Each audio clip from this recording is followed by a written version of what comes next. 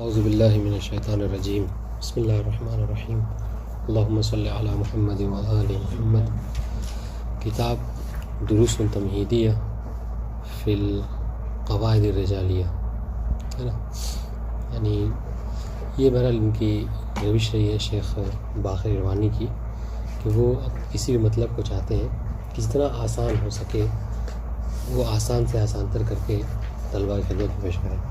تو بہرحال مقدمہ تو ہم نہیں پڑھ رہے، لیکن مقدمہ کا خلاصہ یہ ہے کہ جس میں انہوں نے ذکر کیا ہے کہ نجف اشرف میں ان کی پیدائش ہوئی اور سطوح اور سطوح اولیہ وغیرہ بھی کے مراحل بھی انہوں نے طے کر لیے، اور اس کتاب کے لکھنے کی کیا وجہ بنی اس کو انہوں نے مقدمے میں لکھا ہے۔ تو کہا کہ میں نے سطوح پڑھ لیا، نیلما پڑھ لیا، آپ کو سطوح اولیہ میں مقاصد پڑھ لیا، ٹھیک ہے، مگر پھر بھی جو رجال تھا، علم رجال، اس کے حوالے سے وہ بالکل ناآشنا طور پہ تھے۔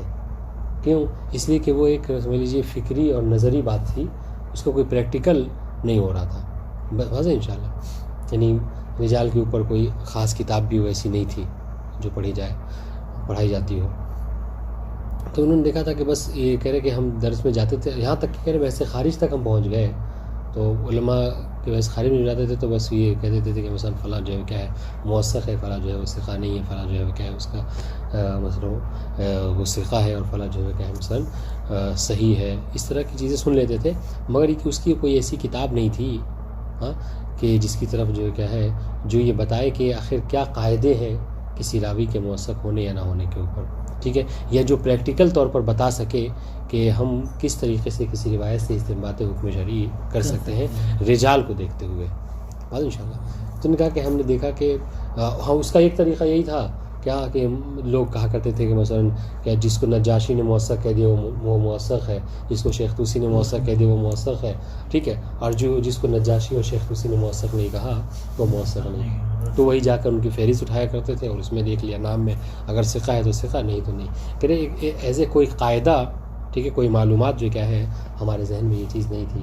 تو اس لیے ہم مجبور ہوئے کہ جب ہم نے دیکھا کہ اس طرح کی چیزیں نہیں تو ہم نے اس پر محنت کی اور ہم نے کوشش کی کہ ہم کوئی ایسی کتاب لکھیں کہ جو پریکٹیکل طور پر، تطبیقی طور پر، اگر عربی میں کہیے تو تطبیقی طور پر وہ کیا ہے طالب علم کو رجال سے جوڑے اور قوانین رجال کا اجرا کرنے کا طریقہ بتائے۔ اس لیے ہم نے جو ہے وہ یہ کتاب لکھی جس کا نام دروس تمہیدیہ فی القواعد الرجالیہ، اور اس طرح کی ان کی اور بھی مزید کتابیں ہیں، دروس تمہیدیہ فی الفقہ الاستدلالی، یہ بھی ان کی کتاب ہے۔ لمع کو پڑھا تو لمع کے حوالے سے فقہ میں انہوں نے کتاب لکھی۔ اس طریقے سے ایک اور کتاب ہے دروس تمہیدیہ فی القواعد الفقہیہ، یہ قواعد رجالیہ میں نہیں، قواعد فقہیہ میں۔ بہرحال وہ بہت آسان کتابیں ہیں اور انسان اس کو پڑھے تو آسان کا مطلب یہ نہیں ہے کہ بس یوں ہی پڑھ کے گزر جائے، نہیں، اس سے پڑھنے سے کیا ہوتا ہے تو مطلب مطالب عبارتیں زیادہ سخت نہیں ہیں، ٹھیک ہے، اور ان کا جو چونکہ بیان ہے ہم لوگ مطلب آشنا ہے رہے ہیں ان کے ساتھ بحث خارج وغیرہ میں، تو جانتے ہیں کہ مطلب سخت ترین بحث ہی کیوں نہ ہو آسان سے آسان تر جو کر کے بیان کر دیتے ہیں، اور انشاءاللہ تو اسی حوالے سے تو اس وجہ پتہ چل گئی کہ کیوں جو ہے انہوں نے اس کتاب کو لکھا ہے، بات انشاءاللہ۔ تو اس کتاب میں دیکھیے ہم کیا کریں گے، اس کتاب میں انہوں نے کہا کہ ہماری روش ہے کہ صرف ہم آپ کو یہ نہ بتا دیں کہ مثلا صحیح حدیث کی تعریف کیا ہے، ضعیف حدیث کی تعریف کیا ہے، ثقہ کسے کہتے ہیں، یا پھر جو کیا ہے نجاشی کون تھا، یا پھر جو کیا ہے شیخ طوسی کا کیا قاعدہ رہا ہے کسی کو موثق کرنے نہ، یہ سب چیزیں تو ہم بتائیں گے۔ اس کے ساتھ ساتھ ہم آپ کو ہر درس میں، ہر سبق میں ایک حدیث پیش کریں گے اور پریکٹیکل طور پر اس میں قوانین رجال کو جاری کر کے آپ کو بتائیں گے کہ کس طریقے سے رجال کا قاعدہ جاری کر کے آپ اس حدیث کی صحت یا سقم کے اوپر جو حکم لگا سکتے ہیں اور اس سے استنباط حکم شرعی کر سکتے ہیں یا نہیں کر سکتے، بتا دیں انشاءاللہ۔ تو اس کا فائدہ ایک یہ ہوگا کہ اس سے پریکٹیکلی طور پر آپ علم رجال کیسے جاری کریں گے یہ آپ کو آ جائے گا۔ لہٰذا انہوں نے سب سے پہلے شروع کیا مدخل، اصلی بحث نہیں پڑھ رہے، مدخل میں 4 چیزوں کو بیان کیا، ٹھیک ہے، اور انہی 4 چیزوں کو دیکھیے گا تطبیق بھی کریں گے ایک روایت کو پیش کر کے۔ پہلی چیز کیا ہے کہ جب کبھی ہم کوئی فقیہ چاہتا ہے کہ کسی روایت سے کسی حکم کا استنباط کرے تو وہ اسے 4 مرحلے سے ہو کر گزرنا ہوتا ہے، ٹھیک ہے، 4 مرحلے سے ہو کر گزرنا پڑتا ہے۔ سب سے پہلی چیز کہ فقیہ کی یہ ذمہ داری ہے کہ احادیث کی کتابوں جو معتبر کتابیں ہیں ان کو نکال کر جو حکم وہ نکالنا چاہ رہا ہے اس حکم کے حوالے سے حدیث کا استظہار کرے، یعنی طلب ظہور کرے کہ واقعی یہ حدیث ہمارے اس مسئلے کے اوپر ظہور رکھتی ہے یا نہیں رکھتی. بات واضح انشاءاللہ، کیونکہ ہر حدیث کو ہر اس پر تھوپ نہیں سکتے. تو سب سے پہلی چیز کیا ہے؟ عملیت الاستظہار ضرور کہتے ہیں کہ فلاں حدیث فلاں مسئلے کی بیانگر ہے اور اس کو جو ہے وہ بیان کر رہی ہے. بات انشاءاللہ یہ ایک مرحلہ ہے. اچھا پھر اس کی وجہ ہی بتا رہے ہیں کہ یہ مرحلہ آپ کیسے سمجھ میں آیا کریں. اس کے لیے ہم کوئی قاعدہ نہیں بتا سکتے کہ اس عملیت الاستظہار کیسے آپ کو حاصل ہوگا. نہیں، عملیت الاستظہار یہ ایک وجدانی ہے، یہ ایک خودآگاہ صلاحیت ہے آپ کے اندر. پڑھتے پڑھتے آپ کے اندر خود یہ ذوق آ جائے گا کہ اس حدیث میں کیا حکم جو ہے بیان کیا جا رہا ہے اور یہ ظہور رکھتی ہے کہ نہیں رکھتی. اور اس کو مزید اپنی تقویت دینے کے لیے، تقویت چونکہ دیکھیں جو غافل ہوتا ہے وہ وجدانی چیزوں سے بھی ناشنا ہوتا ہے، تو ان چیزوں کو تقویت دینے کے لیے ہم آپ کو یہ بتا سکتے ہیں کہ فقیہ جب جیسے جیسے مطلب ممارست کرتا ہے، تمرین کرتا جاتا ہے، ویسے ویسے عملیت استظہار اس کی قوی ہوتی چلی جاتی ہے. تو یہ سب سے پہلا مرحلہ ہے. دوسری بات کیا ہے؟ جب آپ نے یہ طے کر لیا کہ ہاں فلاں حدیث فلاں مسئلے میں ظہور رکھتی ہے، ٹھیک ہے، تو دوسرا مرحلہ یہ ہے کہ آپ اس بات کو ثابت کیجئے کہ ظہور حجت ہے، کہ ظہور حجت ہے. کیوں؟ اس لیے کہ یہ علم اصول میں مباحث حجت میں باقاعدہ یہ بحث ہے کہ ظواہر قرآن کریم حجت ہے کہ نہیں ہے، ٹھیک ہے، ظواہر حدیث حجت ہے کہ نہیں ہے. بات انشاءاللہ تو اس چیز کو ثابت کرنا کہ جو جملہ جس معنی میں ظاہر ہے وہ حجت ہے کہ نہیں ہے، اور اس کی بحث آپ کو مل جائے گی کہاں پر؟ آپ علم اصول میں جب آپ مباحث حجت پڑھیں گے تو وہاں پر یہ بات آپ کو مل جائے گی. یہ دو کام. تیسرا کام اب آئیے، اب تک یہ تھا حدیث کے حوالے سے، ہے نا. اب آئیے اس حدیث خود وہ حدیث یعنی اس بات کو ثابت کرنا کہ جو خبر ثقہ ہے وہ حجت ہے کہ نہیں ہے. کیونکہ آپ ہر حدیث سے استنباط حکم شرعی نہیں کر سکتے، بلکہ کم سے کم وہ خبر ثقہ ہونی چاہیے. صحیح ہو تو اور اعلی بات، اچھی بات ہے، لیکن خبر ثقہ کم سے کم ضرور ہونی چاہیے جس سے آپ کیا کرتے ہیں؟ استنباط حکم شرعی کرتے ہیں. تو تیسرا مرحلہ کیا ہے کہ خبر ثقہ حجت ہے. اس چیز کو آپ کو ثابت کرنا ہوگا بات انشاءاللہ. کیوں؟ اس لیے کہ اگر ایسا نہ ہو خبر ثقہ حجت نہ ہو، ٹھیک ہے، تو اس سے کیا ہوگا؟ کہہ رہے کہ جب آپ کو یہی نہیں معلوم ہے، خبر ثقہ حجت نہیں ہونے کا مطلب کیا ہے؟ یعنی جب آپ کو یہی نہیں معلوم ہے کہ جب خبر ثقہ حجت نہیں ہوگی، جس کا مطلب کیا ہے کہ آپ ایسی حدیث سے استنباط کریں گے کہ پتہ نہیں آپ کو کہ وہ حدیث واقعی معصوم نے فرمائی ہے بھی کہ نہیں فرمائی ہے. انشاءاللہ یا موثق نے جو خبر دی ہے اس کی بات کی حجیت ہے بھی کہ نہیں ہے، یہ چیز پہلے ثابت کرنی ہوگی بات انشاءاللہ. پھر اس کے بعد تیسرا مرحلہ آئے گا اس بات کو پہچاننا کہ واقعی خود اس خبر کے حوالے سے. ابھی تیسرے مرحلے میں کیا تھا؟ اس راوی کے حوالے سے آپ نے گفتگو کی تھی کہ وہ راوی جو خبر دے رہا ہے وہ راوی کیا ہے؟ موثق ہے کہ نہیں ہے. چوتھے مرحلے میں کیا ہے کہ اس خبر کے متعلق آپ گفتگو کریں گے کہ یہ خبر جو دی ہے، یہ خبر واقعی امام سے صادر ہوئی ہے کہ نہیں ہوئی ہے انشاءاللہ. یعنی تیسرے مرحلے میں آپ راوی کے بارے میں گفتگو کر رہے تھے کہ راوی موثق ہے کہ نہیں ہے، ٹھیک ہے، اور چوتھے مرحلے میں خود خبر کے متعلق گفتگو کر رہے ہیں کہ یہ خبر جو راوی نے دی ہے واقعی یہ خبر ثقہ ہے کہ نہیں ہے. کیوں؟ اس لیے کہ اگر یہی ہو گیا، آپ چلیے تسلیم کر لیا آپ نے کہ خبر دینے والا مثلا کیا ہے؟ زرارہ جیسا شخص ہے، ٹھیک ہے، کہ جو موثق ہے، لیکن واقعی یہ جو خبر دی ہے یہ خبر خود حدیث میں یہ صلاحیت پائی جاتی ہے کہ نہیں کہ زرارہ جیسے صادر ہو. کیونکہ بعض جگہوں پر کیا ہے خود حدیث سے ہی سمجھ میں آ جاتا ہے کہ یہ امام کا کلام نہیں ہو سکتا. جیسا کہ اکثر آپ جو کیا ہے اہل سنت کی کتابوں میں جو اس طرح کی حدیثیں پائیں گے، ہے نا، وہ صاف لگتا ہے کہ مطلب وہ گڑھی ہوئی حدیثیں ہیں. سمجھ رہے؟ ہاں فرمائیے. اب جب یہاں پہ تیسرے نمبر پہ ہو گیا، جب ثقہ ثابت ہو گیا، راوی اگر سے موثق ہے، تو اس کے بعد پھر خبر کو موثق ہونے کی ضرورت کیا ہے؟ جب راوی ہمارے معلومات میں راوی موثق ہے، یہ الٹی سیدھی حدیثیں نہیں بیان کرے گا. پھر جب راوی کو ثابت کر لیا کہ موثق ہے، راوی کو ثقہ ثابت کیا ہم نے، پھر راوی کو ثقہ ثابت کرنے کے پھر حدیث کو ثقہ، حدیث کے ثقہ. یہ سوال میرے ذہن میں آیا تھا، لیکن دوبارہ ایسا ہو گیا، مطلب جب ہم سوال کیا نا میرے ذہن میں آیا تھا ایسے بھی ہو سکتا ہے نا کہ وہ تو ثقہ ہے لیکن کسی نے غلط اسے منسوخ کر دیا. نہیں ٹھیک ہے. تیسرے مرحلے میں یہ تھا حجیت خبر ثقہ، کہ خبر ثقہ کی حجیت ثابت ہے کہ نہیں، چونکہ اختلاف ہے کہ خبر ثقہ حجت ہے کہ نہیں ہے. جس طریقے سے ظہور کے متعلق اختلاف ہے، جس طریقے سے ہو سکتا ہے مطلب بیان میں کچھ نقص رہ گیا، اس وجہ سے نہیں بات سمجھ پائی. تیسرے مرحلے میں کیا ہے؟ اثبات و حجیت خبر ثقہ، اس بات کو ثابت کرنا کہ خبر ثقہ حجت ہے کہ نہیں. جس طریقے سے ظہور قرآن حجت ہے کہ نہیں ہے، اس بارے میں گفتگو. اس طریقے سے خبر ثقہ حجت ہے کہ نہیں ہے، اس بات کو ثابت کرنا. بات واضح انشاءاللہ. اور اگر ایسا نہ ہو، اگر خبر ثقہ کی حجیت ثابت نہ ہو تو کیا ہوگا؟ تو پھر آپ اس خبر کے صدور کے اوپر بنا نہیں رکھ سکتے. سمجھ رہے؟ اس خبر کے صدور کے اوپر بنا ہی نہیں رکھ سکتے. جب آپ کو یہ اس بات کا علم ہو گیا کہ یہ معصوم سے صادر ہوا. اور چوتھے مرحلے میں کیا ہے؟ چوتھے مرحلے میں یہ تھا اثبات و ان الخبر خبر ثقہ، اس بات کو ثابت کرنا کہ جو خبر دی ہے کسی موثق نے خبر دی. تو میں نے تھوڑا سا پہلے والے مرحلے میں جو تھا، یعنی چوتھے کو تیسرے بیان کر، تیسرے کو چوتھے میں. تو تیسرے مرحلے میں کیا تھا؟ خبر ثقہ کی حجیت کو ثابت کرنا. اور چوتھے مرحلے میں اس بات کو ثابت کرنا کہ یہ جو خبر دی گئی ہے کسی موثق نے ہمیں خبر دی ہے. اور یہ جو ہے وہ کیا ہے؟ ہمارے موضوع سے متعلق ہے. ہم چوتھے مرحلے میں یہ چیز رجال میں بھی پڑھتے ہیں کہ یہ جو خبر دینے والا ہے وہ خبر ثقہ ہے کہ نہیں ہے، تاکہ اسی کے مطابق جو کیا ہم فیصلہ کر سکیں. جب ان 4 مرحلے سے ہو کر گزریں گے، اب اس حدیث، اب دیکھیے اب آپ کے پاس حدیث کی حجیت بھی ثابت ہو گئی، جس نے خبر دی ہے اس کی بھی حجیت ثابت ہو گئی. بات واضح انشاءاللہ. تو آپ کو یہ معلوم ہو گیا کہ ہاں یہ معصوم سے صادر ہوئی ہے. اب یہ حدیث جس مطلب پہ دلالت کر رہی ہے اس کی بھی حجیت ثابت ہو گئی. واضح انشاءاللہ. جب یہ ساری چیزیں آپ پر ثابت ہو گئی تب آپ یہ کہہ سکتے ہیں کہ فلاں حدیث کو معیار بنا کر، بیس بنا کر آپ کسی حکم شرعی کو استعمال کر سکتے ہیں. بات واضح انشاءاللہ. اب انہی 4 مرحلے کو انشاءاللہ ایک حدیث پیش کریں گے اور اس حدیث سے تطبیق کرتے ہوئے بتائیں گے انشاءاللہ. بات عبارت دیکھیے.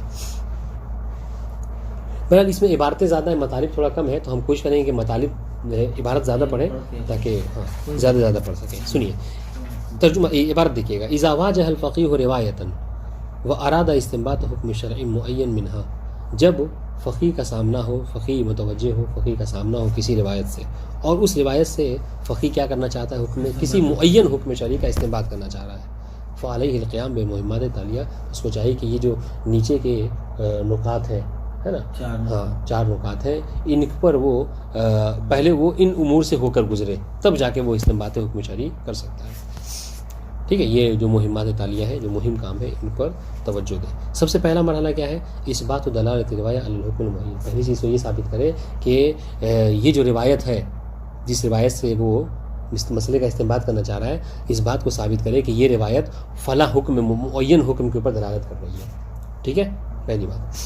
اچھا، اس کو کیسے ثابت کریں گے؟ وہ طریق ولذالک کا ہوا الاستظہار. اس کے ثابت کرنے کا طریقہ کیا ہے؟ راستہ کیا ہے؟ استظہار ہے. استظہار یعنی کیا؟ یعنی طلب ظہور کہ ہاں فلاں روایت اس مسئلے میں ظاہر ہے.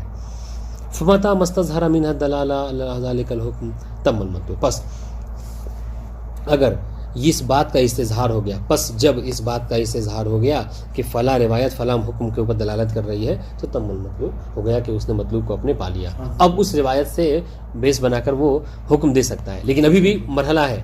یعنی اب گویا کہ یہ ہو سکتا ہے کہ اتنی روایتوں میں سے اس ایک روایت کو وہ کیا کرے گا؟ اپنے لیے معین کر لے گا کہ اس سے ہم کو فتویٰ دینا ہے. اب آگے کا مرحلہ وہ، اب ایک منٹ دوسرے پہنچنے پہلے یہ ذرا سا استظہار کیا ہے؟ وہ عملیت الاستظہار عملیت الوجدانیہ. یہ استظہار کا سمجھنا، استظہار کرنا، یہ جو فعل ہے استظہار کا، یہ کیسے ہوتا ہے؟ کہ یہ ایک وجدانی عمل ہے. لا يمكن ان تقع في الغالب تحت ضابط معین. یہ عام طور سے اکثر غالب طور پر یہ کسی قاعدے کے تحت جو ہے وہ نہیں آ سکتا. ان شاء اللہ. ہاں، وہ يتصدى الفقيه عادة للدعوى والاستظهار واثباتها في الفقه عند ممارسته استنباط الحكم. اور عام طور سے اس کا دعویٰ جو کیا ہے فقیہ کرتا ہے کب؟ کہ جب وہ يتصدى الفقيه، فقیہ جو ہے کیا ہے متصدی ہوتا ہے، بیان کرتا ہے عام طور سے لدعوى الاستظهار، استظہار کے دعوے کو. ٹھیک ہے، وہ اثبات دعوی الاستظہار کب؟ فی الفقہ میں بیان کرتا ہے کب؟ ان ممارست استنباط حکم شرعی. جب وہ حکم شرعی کا استنباط کرتا ہے تو وہاں پہ دعویٰ کرتا ہے، وہ کہتا ہے کہ ہاں میں نے یہ مسئلہ اس وجہ سمجھا کہ جو کہ فلاں روایت اس مسئلے میں ظہور رکھتی ہے. تو یہ استظہار کا لفظ کہاں پہ عام طور سے جب فقیہ استنباط کرتا ہے تو وہاں پر یہ اس کا استعمال ہوتا ہے. ایک بات. اب تو یہ ایک مرحلہ ہے. ٹھیک ہے، اب آپ کو ایک روایت مل گئی، لیکن ابھی اس سے حکم نہیں استنباط کر سکتے. دوسرا مرحلہ کیا ہے؟ اثبات حجت دلالہ او ما یصطلح علیہ بحجت ظہور. اس بات کو ثابت کرنا کہ دلالت جو کیا ہے حجت ہے. یعنی کیا یعنی کیا مطلب؟ یعنی یہ کہ یہ جو روایت اس معنی کے اوپر ظہور رکھتی ہے اس وہ کیا ہے؟ وہ ظہور حجت ہے کہ جس کو اصطلاح میں حجیت الظہور کہا جاتا ہے. بات انشاءاللہ اس کا ثابت کرنا بھی ضروری ہے. وہذا ما يتصدى له الاصولی فی مبحث الحجج من علم الاصول. اور اس کا بیان کہاں پہ ہوتا ہے؟ یعنی اس کا بیان اصولی جو ہے وہ علم اصول میں مباحث حجت میں اس کا بیان کرتا ہے. جب آپ مباحث حجت پڑھیں گے تو وہاں پر پڑھیں گے 14 مقدمات شیخ مظفر نے ذکر کیے ہیں مباحث حجت میں, اور اس کے بعد سے بیان کرنا شروع کر دیا کہ مباحث کیا قرآن کریم حجت ہے کہ نہیں ہے, ظواہر حدیث حجت ہے کہ نہیں, اس طریقے سے. تو یہ 2 مرحلے. ٹھیک. تیسرا مرحلہ کیا ہے؟ اثبات و حجیت خبر ثقہ, کہ جو خبر ثقہ ہے اس کی حجیت کو ثابت کرنا. ٹھیک ہے. اگر خبر ثقہ کی حجیت نہ ہو تو لاکھ وہ خبر دے, کوئی آپ کو فائدہ نہیں پہنچنے والا. تو خبر ثقہ کی حجیت کو ثابت کرنا. وَإِلَّا, اور اگر ایسا نہ ہو, خبر ثقہ حجت نہ ہو, یہ الا, ٹھیک ہے, فَلَا يُمْكِنُ الْبِنَاءَ عَلَى صُدُورِ الْخَبَرِ, تو اس خبر کے صدور کے اوپر آپ بنا نہیں رکھ سکتے. یعنی آپ نہیں کہہ سکتے کہ یہ خبر جو کیا ہے بعد فرض عدم علم بصدوری. کب؟ جب آپ نے یہ فرض کر لیا ہے کہ یہ علم جو پتہ نہیں یہ امام سے صادر ہوا بھی ہے کہ نہیں. بات انشاءاللہ. وہذا ما يتصدى للوصول في مبحث حجیت الخبر, اور اس کا بیان کہاں پہ ہوتا ہے؟ اس کا حجیت خبر کے باب میں جو کیا ہے اس کو بیان کیا جاتا ہے. ٹھیک ہے. چوتھا مرحلہ جو آخری مرحلہ ہے وہ کیا؟ اثبات ان الخبر خبر ثقہ, اس بات کو ثابت کرنا کہ یہ جو خبر ہے, جو روایت ہم تک پہنچی ہے, یہ کسی موثق نے ہمیں خبر دی ہے. ٹھیک ہے, کسی موثق نے ہم کو یہ خبر دی ہے. واضح انشاءاللہ. ہاں دیکھیے گا, ترتیب کے لحاظ سے میرا اعتراض یہاں پر اس عبارت پر یہ ہے ترتیب, لیکن اس کا دفاع بھی کروں گا میں ترتیب کے حوالے سے کہ ہاں کہ دال جو ہے چوتھے مرحلے کو 3 میں ذکر کرنا چاہیے تھا. ٹھیک ہے, تاکہ خبر دینے والے کی وہ ثابت ہو جائے. پھر تیسرے والے مرحلے میں جو اس کو چوتھے میں ذکر کرتے ہیں. یہ میرا اشکال ہے, لیکن اس کا دفاع بھی ہم اس طریقے سے کر سکتے ہیں کہ چونکہ عام طور سے طریقہ یہ رہا ہے کہ چوتھے میں کیا ہے, خبر ثقہ کے متعلق گفتگو ہے, یعنی کیا رجال کے متعلق گفتگو ہے, اور یہ کتاب علم رجال کی ہے, تو لہٰذا آخر میں اس کو اس لیے رکھا تاکہ آگے کے مطالب کو اس سے ربط دے سکے. ورنہ پھر ان کو کیا کہنا پڑتا کہ ہم جو ہے کیا ہے اس کتاب میں تیسرے والے مرحلے سے گفتگو کریں گے, لیکن چوتھے میں جب اس کو ذکر کر دیا تو اس کو کنٹینیو لے کے رکھیں گے کہ یہ ہماری محل بحث کیا اگر یہی بات ہے تو اس کو سب سے پہلے میں رکھنا چاہیے تھا. کیا پہلے نمبر پہ یہی ہونا چاہیے تھا. نہیں, پہلے پہ تو نہیں ہو سکتا, پہلے میں تو ہونے کا سوال ہی نہیں ہے. پہلے تو آپ کو سب سے پہلا کام جو آپ کریں گے وہ یہی آپ کا ہوگا کہ ظہور ہے کہ نہیں ہے. آپ سب سے پہلے جب کہا نا کہ آپ فلاں مسئلہ ڈھونڈ کے دیں, آپ توضیح میں ہی مسئلہ نکال دیے, سب سے پہلے کیا کرتے ہیں آپ؟ سب سے پہلے جا کے توضیح المسائل نکال کے اس مسئلے کو ڈھونڈتے ہیں. تو یہ تو مطلب اس سے نہیں ہے, تیسرے چوتھے میں ہو سکتا ہے. وہ اس بات دیکھیے اب دیکھیے یہ اشکال میرے مسئلے کی تائید اس بات سے ہو رہی ہے. وہ اس بات ذالکا دیکھیے ذالکا کا اشارہ کر دیا نا, چوتھے کی طرف کر دیا, لیکن اگر یہ چوتھے میں ذکر نہ کرتے تو پھر کہتا وہ اثبات المورد الثالث و اثبات المهم الثالث, یہ کہنا پڑتا ہے ان کو. ٹھیک ہے, لیکن آپ اگر طریقہ, چونکہ مطلب اکثر پڑھتا رہتا ہوں تو مطالعے سے باتیں گزری ہیں, طریقہ علماء یہی رہتا ہے کہ جس کو ربط دینا ہوتا ہے, کنٹینیو کرنا ہوتا ہے, اس کو آخر میں ذکر کرتے ہیں تاکہ دیکھیں وہ اثبات ذالک یحتاج الی دراست رجال, اس کا ثابت کرنا محتاج ہے اس بات کا کہ آپ کیا کریں, رجال کو پڑھیں. ٹھیک ہے, رجال سند کو پڑھیں, لیعرف ان ھذا وذاک ثقہ اولا, تاکہ آپ کو معلوم ہو چل جائے کہ فلاں صاحب جو موثق ہے کہ موثق نہیں ہے. واضح انشاءاللہ. وفی الحقیقہ لابد من البحث اولا عن الحجہ هل هو خصوص خبر الثقہ اب العام من ذلك, اور حقیقت میں پہلے یہ بحث کرنا ضروری ہے کہ آپ اس بات کو وہ کریں, بحث کریں کہ عن الحجہ, کہ آپ اس بات کو ثابت کریں کہ اولاً ان الحجت حل ہوا, اس بحث کو ثابت کریں کہ کیا جو حجیت ہے فقط خبر ثقہ کی حجت ہے یا عام من ذالک, بلکہ نہیں, جو خبر ثقہ ہے اس کے علاوہ بھی جو اور خبر کی قسمیں ہیں, خبر حسن, خبر ضعیف, المنجبر بعمل الفوقہ, یہ سب کی بھی حجیت ثابت ہے. بات انشاءاللہ. ہاں دیکھیے کہہ رہے ہیں کہ ہمیں بس یہی بحث نہیں کرنا ہے, یہ 4 بلکہ اور بھی ہمارے سوالات ہیں کہ جس کو ہم یہاں پر پڑھتے ہیں. وہ کیا؟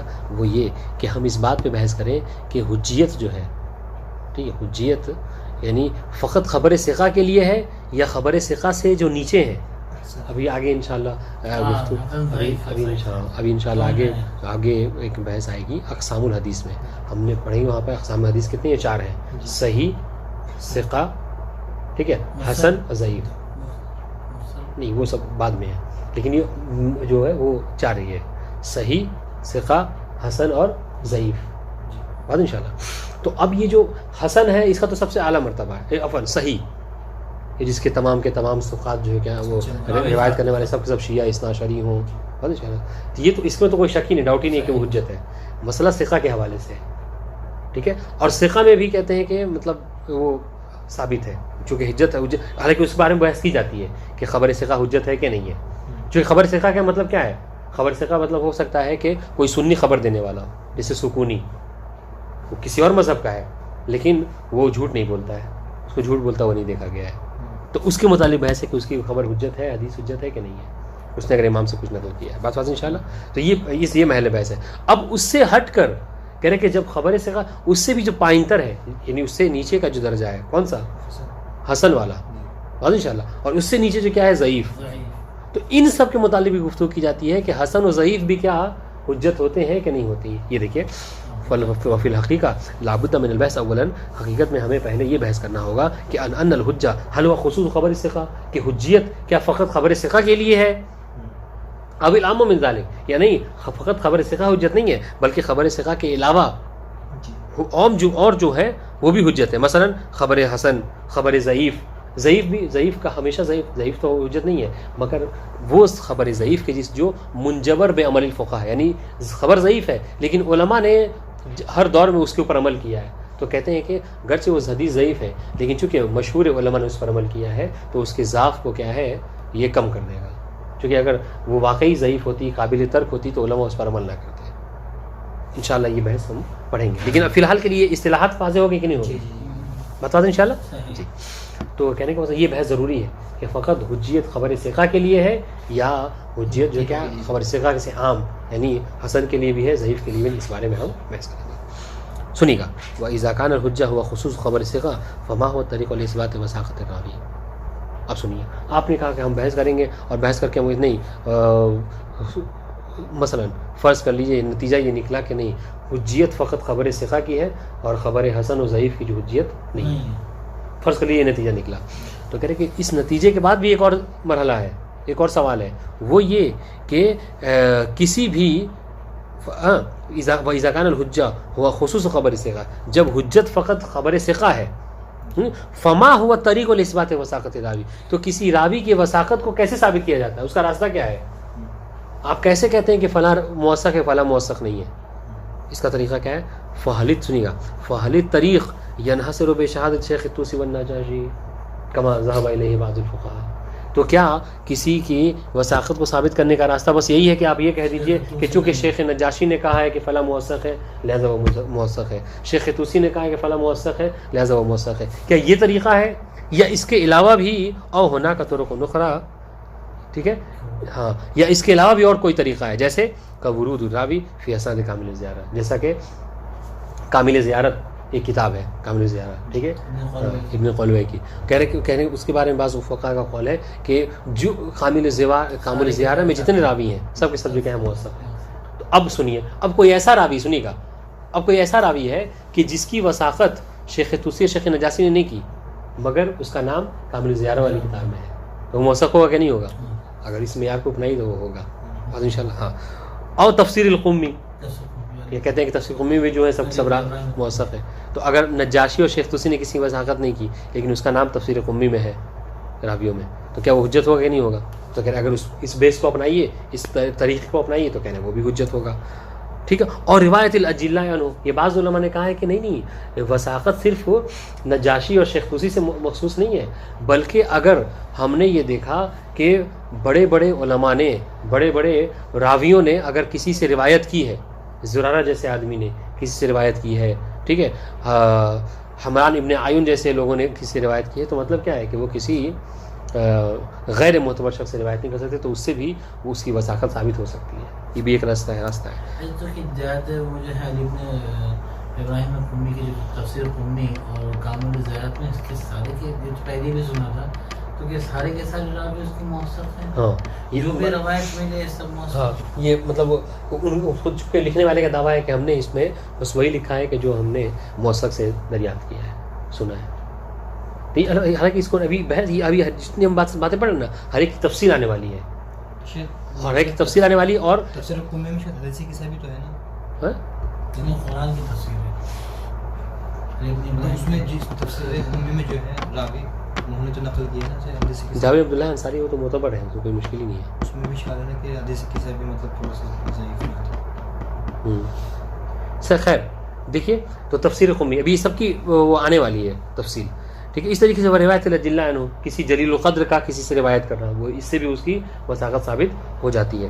ٹھیک ہے, او وقوع فی سند روایت تشتمل علی بعض بنی نزال لکھا ہے فضال, ہاں آپ کے میں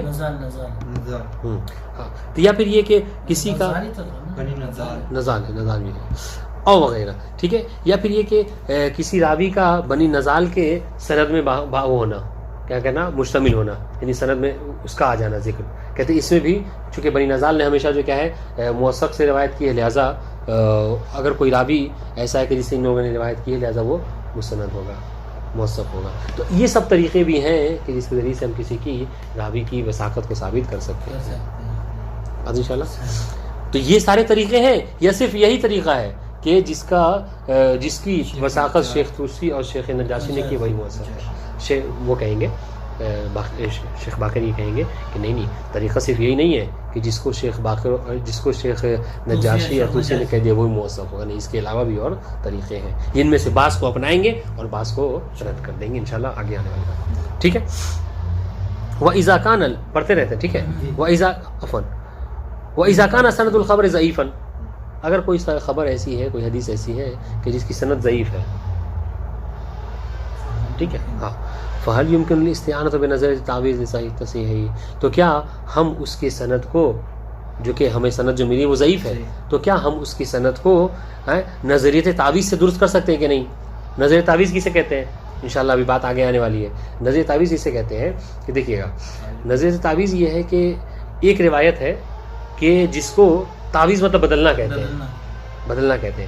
ایک روایت ہے کہ جس کو مثلا شیخ طوسی نے اپنے طریقے سے امام تک پہنچایا ہے, لیکن اس راستے میں کیا ہے, کوئی نہ کوئی ضعف پایا جاتا ہے.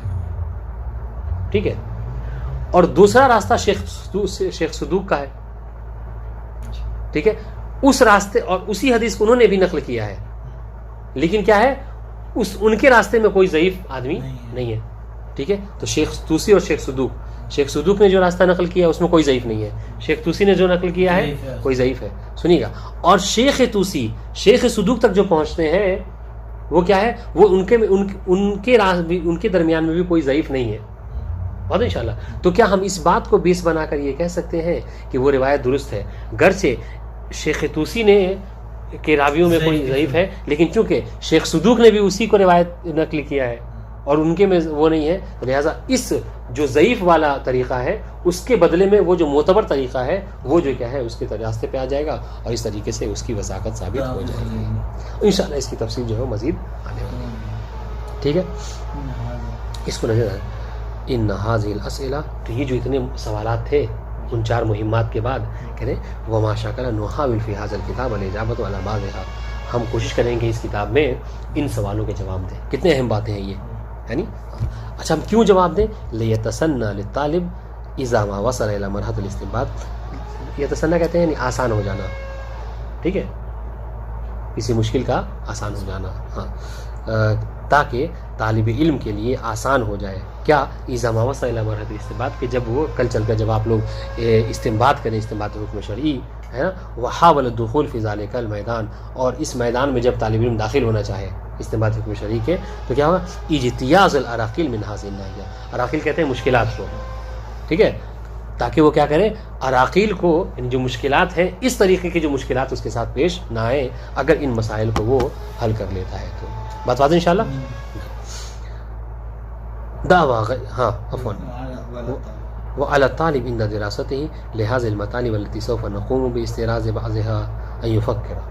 ٹھیک ہے. اور سنیے ایک اور بات ہم آپ کو صاف صاف ابھی بتا دے رہے ہیں مدخل میں ہی، وہ کیا کہ طالب علم کو چاہیے کہ جب یہ مسائل ہم بیان کر رہے ہیں اس کو جب پڑھے تو یہ نہیں ہے کہ اپنے عقل و فکر کو بالائے طاق رکھ دے اور جو ہم نے بیان کر دیا ہے اسی پر جو کیا ہے اسی کو کیا ہے مطلب حرف آخر سمجھے. یہ دیکھیے یہ امانت داری ہوتی ہے نہیں، بلکہ اس کو چاہیے کہ اپنے غور و فکر کو، اپنے فکر کو، اپنے عقل کو جو ہے مشتغل رکھے. ٹھیک ہے. اس کا استعمال کرے اور ہمیں جو اچھا لگا، ہمیں جو معتبر سمجھا وہ ہم نے لکھا ہے.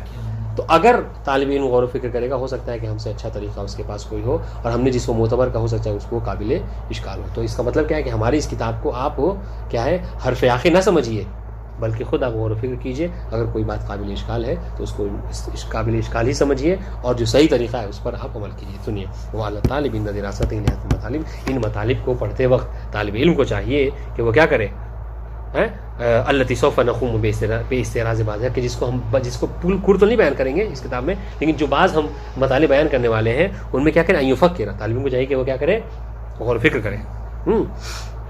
ویجتہد بنفسہ، اور بنفس نفیس کیا کرے، کوشش کرے، جستجو کرے. ویتامل فی صحت و سقمہا، اور جو مطالب ہم بیان کر رہے ہیں سب کی زمین پلٹے گی صحت المطالب و سقم المطالب. ان مطالب کے صحیح ہونے یا خطا ہونے، غلط ہونے کے اوپر کیا کرے، غور و فکر کرے.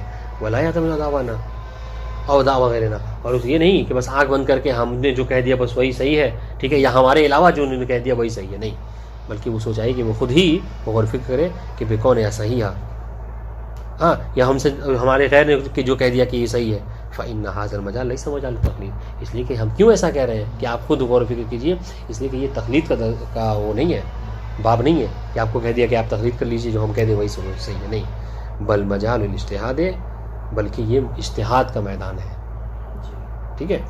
فمیدان التقلید هو الفقہ والاحکام الفقیہ دون المطالب الرجالیہ، اس لیے کہ فقہ اور احکام جو ہے وہاں پہ تقلید ہوا کرتی ہے، رجال میں کوئی تقلید وقلید نہیں ہے. بات ان شاء اللہ. جی. تو اب یہ جو مطالب ہے، اب آئیے ذرا ایک تطبیق عملی ہم آپ کے اندر پیش کریں، چونکہ ہم نے کہا تھا کہ ہم اس کتاب میں ہمیشہ تطبیق کرتے رہیں گے. وقد شعرنا ان القیام باستیراز المطالب الرجالیہ دون تطعیمها بالتطبیقات العملیہ قضیۃ غیر راجحہ. کہہ رہے کہ ہم نے یہ سمجھا ہے، شاید ہم نے شعور کیا ہے، ہم نے سمجھا ہے کہ مطالب رجالیہ کا بیان کرنا، استیراز کرنا یعنی بیان کرنا، عرض کرنا، من دون تطعیمها بالتطبیقات العملیہ، اور اس کو پریکٹیکل میں نہ لانا، بس یہ کہہ دینا کہ فلاں حجت ہے فلاں حجت نہیں ہے. ٹھیک ہے. کہہ رہے یہ بیان کر دینا اور اس کو اور اس کو پریکٹیکل، یہ قضیۃ غیر راجحہ، یہ ایک ایسا طریقہ ہے کہ جو موفق نہیں ہے. ٹھیک ہے. کامیاب طریقہ یہ نہیں. اذ یبقى الطالب یعیش المطالب النظریہ البحثہ، اس لیے کہ اگر ایسا کہہ کہ بس بند کر دینا تو اس سے کیا ہوگا، طالب علم جو کیا ہے ایک نظری قاعدہ ہی لے کر بس اپنے گھر جائے گا اور آئے گا پڑھے گا، یعنی اس تطبیق کو کبھی نہیں کر سکتا. ٹھیک ہے. الامر الذی یوجب له السام والملل، کہ جس کی وجہ سے وہ کیا کرے گا، ایک دو دن تو ٹھیک ہے پڑھ لے گا، اس کے بعد سے کیا ہے جس طریقے سے بقیہ کتابوں کو پڑھتا آیا ہے اس طریقے یہ بھی کتاب پڑھ کر گزر جائے گا، کیا کہ اس سے تھکن محسوس ہوگی اور جو کیا ہے وہ ملل اپنے آپ میں محسوس کرے گا. تو ہم نے کیا وہ اہم مزال کا یب خلا یار کئی صحیح، اور اس سے بڑھ کر جو سب سے بڑا نقصان طالب علم کو ہوگا وہ یہ ہوگا کہ وہ کتاب پڑھ لے گا مگر اس کو یہ نہیں معلوم ہوگا کہ لا یعرف کیف یستخرج الحدیث من وسائل الشیعہ و کیف یتعرف علی صحت السند، کہ وہ وسائل الشیعہ سے کسی حدیث سے صحیحہ کو کیسے نکال سکتا ہے، اس لیے کہ جو کچھ وسائل میں وہ سب صحیح نہیں ہے. ٹھیک ہے. کہ حدیث کو وسائل الشیعہ سے کیسے نکالے، ٹھیک ہے، اور کیسے اس کی سند کے متعلق اگر گفتگو کرنی ہے تو سند کو کیسے نکالے. اور انشاءاللہ لہٰذا ہم کیا کریں، ومن ہونا سوف نقوم بین آیت و اخری، لہٰذا ہم کیا کریں گے کہ وقتاً فوقتاً، ٹھیک ہے، آپ کی خدمت میں، ہاں آپ کی خدمت میں نقل احادیث کریں گے، بعض حدیثوں کو نقل کریں گے مسائل شیعہ سے، والتصدی بشکل فعلی لدراست سندھا، اور فعلی طور پر عملی طور پر ہم آپ کو وہ جو حدیث کے جو ناقلین ہیں رجال سند ان کے متعلق گفتگو کر کے بتائیں گے کہ یہ موثق ہے یا نہیں ہے، اور اگر یہ موثق ہے تو کس طریقے سے موثق ہوئے، ان کی وثاقت کا طریقہ کیا ہے. اس سے آپ کا ذہن بھی کھلے گا اور محنت کریں گے تو بہت سے مسائل آپ کے حل ہو جائیں گے.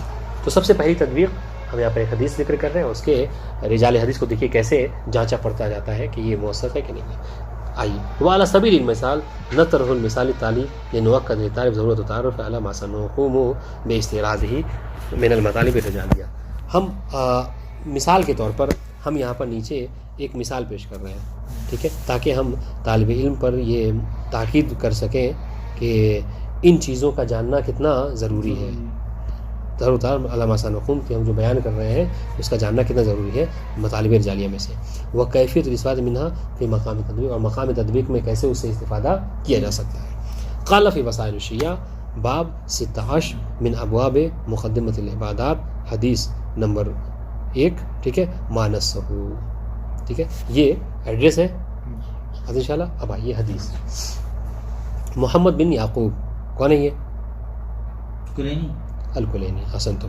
محمد بن یعقوب الکلینی ان محمد بن یحییٰ ان احمد بن محمد ان عیسیٰ ان علی ابن نعمان ان ابی اسامہ. یعنی شیخ کلینی نے ان واسطوں کے ذریعے سے, ٹھیک ہے, نقل کیا. کہاں تک پہنچا سلسلہ؟ ان ابی عبداللہ علیہ السلام, چھٹے امام تک. بس انشاءاللہ. انہ قال فی حدیث, کہ چھٹے امام نے ایک حدیث میں یہ ارشاد فرمایا, کونوا دعاۃ الی انفسکم بغیر السنتکم وکونوا زینا ولا تکونوا شینا. یہ ہم لوگوں کے لیے بہرحال سبق ہے, جس میں امام فرما رہے ہیں کہ لوگوں کے لیے تم داعی بنو, لوگوں کو اپنی طرف بلاؤ, لیکن اپنی زبان کے ذریعے سے نہیں, بغیر السنتکم, اپنی زبان کے ذریعے سے نہیں بلکہ اپنے عمل کے ذریعے سے, ٹھیک ہے. وکونوا زینا, اور ہمارے لیے باعث زینت بنو, ولا تکونوا شینا, اور جو کیا ہے برے نہ بنو, ہمارے لیے باعث ذلت نہ بنو. بتا دیں انشاءاللہ. اب یہ حدیث ہے.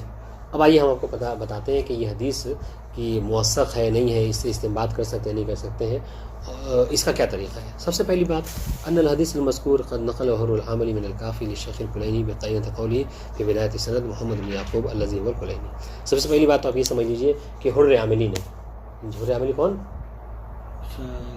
صاحب وسائل, وسائل الشیعہ جنہوں نے لکھی ہے. بڑی زحمت کی انہوں نے وسائل الشیعہ میں. ایسا نہیں ہے کہ مطلب 4 کتابوں کو جمع کر دیا جو ہماری کتب اربع ہے, نہیں, بلکہ اس مقدمے میں لکھا ہے کہ ہم نے 4 کتابوں سے لکھا ہے, حدیث کو نقل کیا ہے, اور ان 4 کتابوں سے ہٹ کر بھی 70 احادیث کی کتابیں ہیں کہ جن سے ہم نے حدیث کو نقل کر کے اس میں جمع کیا ہے. یہ وجہ آج کل کیا ہوتا ہے, آج کل علماء 4 کتابوں کو الگ الگ پڑھنے کی ضرورت نہیں ہے. کسی کو اگر استنباط کرنا ہوتا ہے تو بس وسائل الشیعہ ہی لے کے چلا آتا ہے, تو اس میں 4 کتابیں بھی ہیں, اور 4 کتابوں سے ہٹ کر بھی 70 کتابوں کی حدیث اس کے اندر موجود ہوتی ہے. ٹھیک ہے, اس لیے دیکھا ہوگا آج کل بہت زیادہ تاکید کی جاتی ہے وسائل الشیعہ کے حوالے سے. بات واضح انشاءاللہ. تو جہاں تک بات رہی حر عاملی کی, تو ہم کو ان کے حوالے سے وہ نہیں کرنا ہے. حر عاملی تو متاخرین میں سے ہے, ٹھیک ہے. حر عاملی نے کہہ رہے کہ ان الحدیث مذکور قد نقل حر العاملی, حر عاملی نے اس حدیث کو نقل کیا ہے کس سے؟ کافی سے, شیخ کلینی کی کافی سے. بے قرینت. اچھا یہ آپ کیسے سمجھیں؟ دیکھیے گا, یہ پہچاننے کا طریقہ ہے. کیسے سمجھے کہ حر عاملی نے جو محمد بن یعقوب کہا ہے کہ مطلب یہ جو حدیث ہے یہ کلینی سے ہی نقل کی ہے, کافی سے ہی نقل کی ہے, کہہ رہے اس کا قرینہ سنیے. دلیل کیا ہے؟ بے قرین قولی فی بدایت سند. چونکہ انہوں نے سند جب نقل کی تو سب سے پہلے کیا کہا؟ ان محمد ابن یعقوب. اور آپ بہتر جانتے کہ محمد بن یعقوب یہ شیخ کلینی کا نام تھا, ٹھیک ہے, ان کا اور ان کے والد بزرگوار کا نام تھا, الذی هو الکلینی, جو کہ شیخ کلینی ہے. واضح انشاءاللہ. تو اس حدیث کے جو سب سے پہلے راوی کون ہے؟ شیخ کلینی. یعنی نیچے سے اوپر کی طرف جانے میں, نیچے سے جب اوپر کی طرف جا رہے ہیں.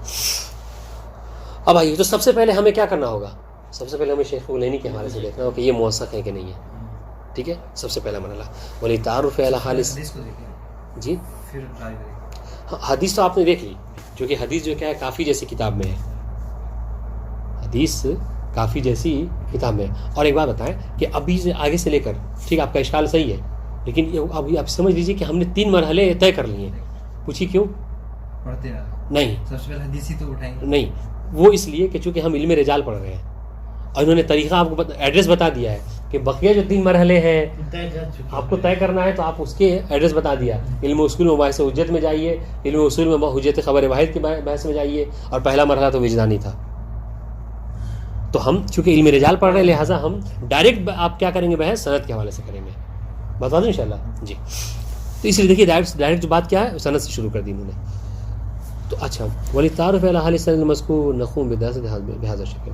اب آئیے ہم سند مذکور جو سند ذکر کی گئی ہے روایت کی اس کو سمجھنے کے لیے ہم اس طریقے سے کیا کریں گے پڑھیں گے, اس طریقے سے ہم کیا کریں گے عمل کریں گے. کیا اما محمد ابن یعقوب فهو غنی عن التعریف. جہاں تک محمد ابن یعقوب کی بات ہے کہ شیخ کلینی کیا ہے وہ موثق ہے کہ نہیں, تو کہہ رہے یہ مستغنی عن تعریف ہے, یعنی ان کے بارے میں بحث کی ہی نہیں جا سکتی کہ یہ موثق ہے کہ نہیں ہے. ولا نشک فی مساقتہ, بلکہ ان کی وثاقت کے بارے میں کوئی شک کر ہی نہیں سکتا.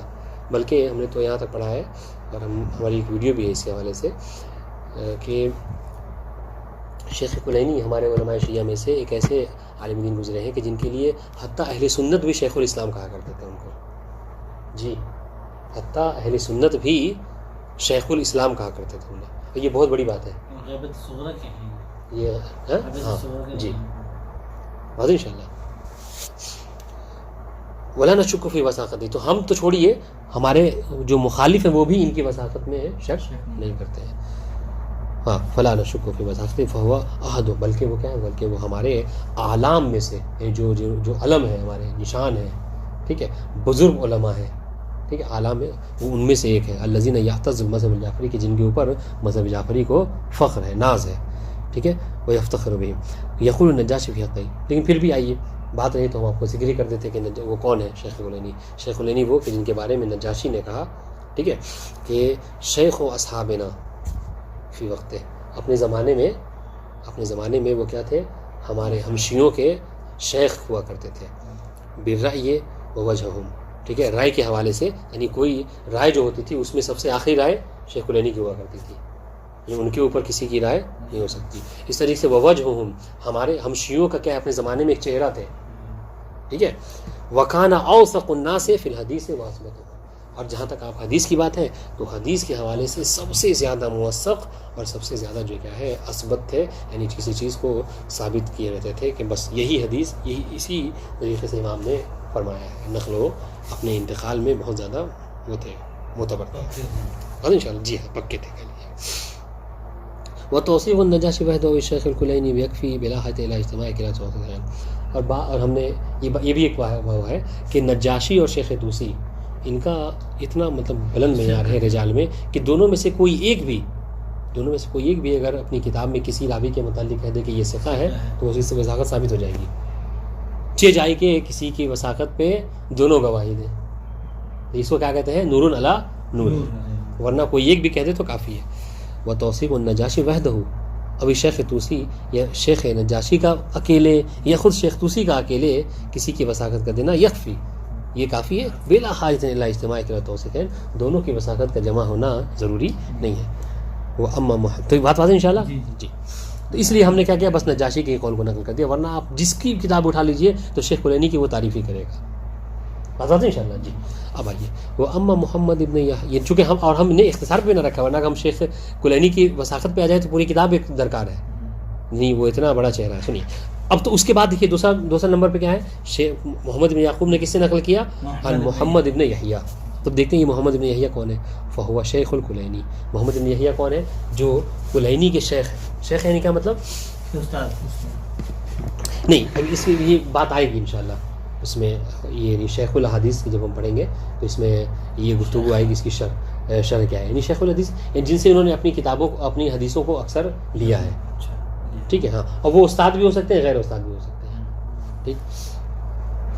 والذی یکثر روایہ عنہ فی الکافی, دیکھیں یہ شیخ ہے, یعنی کون, یہ محمد بن یحییٰ وہ ہے کہ جن سے اپنی کتاب کافی میں شیخ کلینی نے کیا ہے بہت ساری روایتیں نقل کی ہیں. وہو من الثقات العظام, ان کی وثاقت کی جہاں تک بات ہے وہ محمد بن یحییٰ بڑے موثق میں کیا ہے, یعنی جو عظیم ثقات ان میں سے ایک نام محمد بن یحییٰ کا ہے. نجاشی ان کے بارے میں کہتے ہیں شیخ و اصحابنا فی زمانے, اپنے زمانے میں ہمارے ہم شیعوں کے جو کیا شیخ ہوا کرتے تھے, ثقۃ عین کثیر الحدیث, ٹھیک ہے, موثق تھے اور عین تھے, یعنی کیا مطلب ان کی طرف لوگ جو کیا ہے رجوع کیا کرتے تھے. بات انشاءاللہ.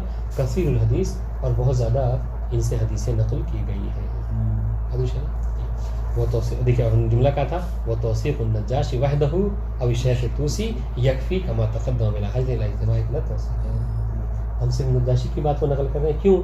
اس لیے کہ نجاشی اور شیخ طوسی دونوں میں سے کسی ایک کی بھی نقل کر دی جائے یہی کافی ہے. ہم نے آپ کی خدمت میں شیخ طوسی سے بھی پہلے نجاشی کی بات کو نقل کر دیا ہے. ان شاء اللہ. اس کے بعد سلسلہ کس کا ہے؟ احمد ابن محمد. ٹھیک ہے، احمد ابن محمد ابن عیسیٰ. یہ کون ہے؟ فہو الاشعری القمی المعروف بسمو المنزلہ. ٹھیک ہے، کہ جو کو بلند منزلہ، سمو کہتے ہیں بلند منزلت سے معروف تھے.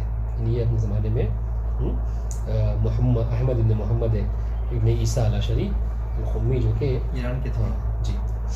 قال عنہ النجاشی، ان کے بارے میں نجاشی کہتے ہیں کہ ابو جعفر، یہ کنیت. ٹھیک ہے، رحمہ اللہ، یہ دیکھیے ان کا جملہ ہے. ابو جعفر رحمہ اللہ شیخ القمیین، یہ قمیوں کے شیخ ہوا کرتے تھے. ووجہہم، ان کا چہرہ تھے. وفقیہہم، اور ان کے فقیہ تھے. غیر مدافع، ٹھیک ہے، یعنی ایسے فقیہ تھے جن سے دفاع کرنے کی کوئی ضرورت نہیں تھی. وکان ایضا الرئیس الذی یلقی السلطان ولقی الرضا علیہ السلام. اور یہ وہ وکان ایضا الرئیس الذی یلقی السلطان، یہ وہ رئیس تھے اپنے زمانے کے کہ اس وقت کا جو بادشاہ تھا وہ ان سے جو کیا ہے ملاقات کیا کرتا تھا. ان شاء اللہ. ولقی الرضا علیہ السلام، اور ان کی وثاقت اس سے بھی ثابت ہوتی ہے کہ امام رضا علیہ السلام کے زمانے انہوں نے درک کیا ہے، ان سے ملاقات کی ہے. ان شاء اللہ. ہاں، 8ویں زمانے میں بات ان شاء اللہ. جبھی تو 6 امام تک پہنچیں گے. ابھی سلسلہ 8ویں امام تک پہنچ گیا. اب آئیے واما علی بن نعمان. ٹھیک ہے، احمد بن محمد علی بن نعمان سے نقل کیا. تو یہ کون ہے؟ فہو علی ما قال النجاشی، کے بارے میں نجاشی نے کہا کہ کان علی ثقۃ وجہا ثبت صحیحا واضح الطریقہ، کہ جب ان کے صفات تھے کیا کہ موثق تھے، وجیح تھے. ٹھیک ہے، سب یعنی بہت پکے تھے، ثبت تھے. ٹھیک ہے، اپنے رائے کے حوالے سے، حدیث کے حوالے سے صحیح تھے. ٹھیک ہے، اور واضح الطریقہ، ان کا طریقہ بھی. واما ابو اسامہ، اور تو جو آخر میں ہے فہو زید الشہام. یہ ابو اسامہ کنیت ہے، ان سے یہ زید شہام کو مراد لیا جا رہا ہے. ٹھیک ہے، زید شہام ہے. وقد عرفنا ذلك من خلال موارثۃ رجالیہ. اب آپ کے سوال یہ کہ بھائی آپ کیسے سمجھے کہ ابو اسامہ سے زید شہام ہے؟ تو کہہ رہے ہیں جو ہمارے پاس جو ممارثت رجالی ہے، ہم تمرین کرتے رہتے ہیں اور اکثر کتابوں میں مراجعہ کرتے ہیں، اس سے ہمیں پتہ چلا ہے کہ یہاں پر ابو اسامہ سے مراد زید شہام ہے. ویمکن لمن لیست له موارثہ کافیہ مراجعۃ معجم رجال الحدیث فی المجلد الخاص باستدراج الکنہ للاطلاع علی ذلك فی الجزء 21 صفحہ 13 ذکر ان ابو اسامہ ونفس ابو اسامہ الشہام ونفس زید الشہام. بات واضح انشاءاللہ. کہہ کہ اگر کوئی ہم نہیں مانتا ممارست کو اور چاہتا ہے کہ مراجعہ کرے تو لیجیے، ہم ایڈریس دے رہے ہیں. ٹھیک ہے، ہاں، یعنی وہ جو معجم رجال حدیث ہے کہ جس میں کنیت وغیرہ کی تفسیر کی گئی ہے کہ جب یہ کنیت ہوتی ہے اس سے کون مراد ہے، اس میں جز نمبر 21 صفحہ نمبر 13 پر جا کر مسامہ کر لے. ہاں جی، مراجعہ کر لے، اس کو مل جائے گا کہ ابو اسامہ سے مراد خود ابی اسامہ الشہام ہے کہ جو نفس زید شہام ہے. ان شاء اللہ. وَإِذَا رَجَعْنَا إِلَىٰ تَرْجُمَةِ زید الشہام، اہم چیز یہ ہے کہ ہم زید شہام کی وثاقت کے متعلق دیکھیں کہ موثق نہیں، تو لم نجد النجاشی یوثقہ. ٹھیک ہے، تو ہم نجاشی کو نہیں دیکھتے کہ نجاشی نے ان کی وثاقت کو بیان کیا ہے. وَإِنَّمَا وَثَّقَهُ شیخ الطوسی. ہاں، ان کی وثاقت کا ذکر کس نے کیا ہے؟ شیخ طوسی نے. اپنے قول سے کیا کہا انہوں نے اپنی کتاب میں؟ فرماتے ہیں زید الشہام یکنا ابا اسامہ ثقۃ، کہ جن کی کنیت جو ابا اسامہ تھی اور یہ ثقہ تھے. اور یہی کیا ہے؟ کافی. کیوں؟ اس لیے ہم نے کیا کہا تھا؟ ہاں، کہ دونوں کا ہونا ضروری، دونوں میں اس کو یہ کہہ دے وہی کافی. ومن خلال لہٰذا یتضح، دیکھیے ابھی آخری تھا چونکہ زید شہام نے 6 امام سے نقل کیا ہے. ومن خلال لہٰذا یتضح ان الروایہ صحیحۃ السند. تو اب ہم یہاں پہ کہہ سکتے ہیں کہ یہ روایت جو کیا ہے سند کے حوالے سے صحیح ہے. کیوں؟ لوثاقت جمیع رجال سندھا، کہ اس میں جتنے 4-5 نام تھے وہ سب کے سب جو کیا ہے موثق تھے. بتا دیں انشاءاللہ. ہاں، اب یہاں پہ ایک توہم خاطئ کا جواب جو کہ ہم سمجھ لیجیے دے چکے ہیں، اس کی تفسیر کی ضرورت نہیں ہے چونکہ تفصیل ہم ابھی بیان کر چکے ہیں. اور تفصیل وہی ہے کیا کہ کسی کی وثاقت کے لیے صرف یہی ضروری ہے کہ شیخ نجاشی یا شیخ طوسی نے نقل کیا ہو، چونکہ ہم نے ابھی جتنی وثاقت ثابت کی ہے وہ انہی 2 طریقوں میں سے کسی ایک سے کی ہے. تو کہہ رہے نہیں، یہی ضروری نہیں بلکہ اس کے علاوہ بھی اور طریقے ہیں.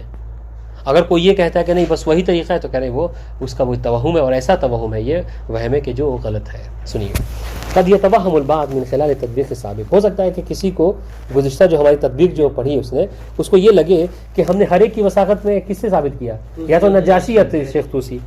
ہے نہیں. تو کوئی یہ سمجھے کہ ان الاطلاع علی صحت اسناد روایات وثق میں قضیۃ سہل لا تحتاج الدراسہ، تو کوئی یہ کہ سمجھ بیٹھے کہ بھائی کسی کے موثق ہونے کو پہچاننے یا نہ پہچاننے کا تو بڑا آسان طریقہ ہے. کیا طریقہ؟ شیخ نجاشی کی کتاب اپنے پاس رکھ لو، شیخ طوسی کی کتاب اپنے پاس رکھ لو بس ان شاء اللہ، اور کسی موثق ڈھونڈنا اس میں دیکھ لو، اگر ہے تو موثق ہے، نہیں ہے تو موثق نہیں ہے بس ان شاء اللہ. تو کہ نہیں یہی کافی ہے، اتنا آسان کیا ہے رجال نہیں ہے.